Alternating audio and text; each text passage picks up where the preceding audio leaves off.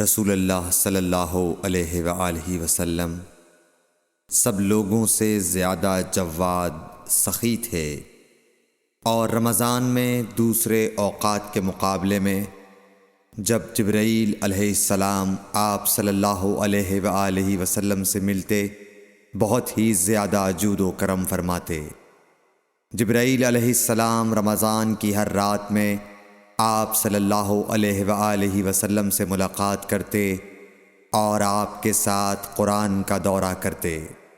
غرض حضرت صلی اللہ علیہ وآلہ وسلم لوگوں کو بھلائی پہنچانے میں بارش لانے والی ہوا سے بھی زیادہ جود و کرم فرمایا کرتے تھے۔ صحیح بخاری حدیث نمبر 6۔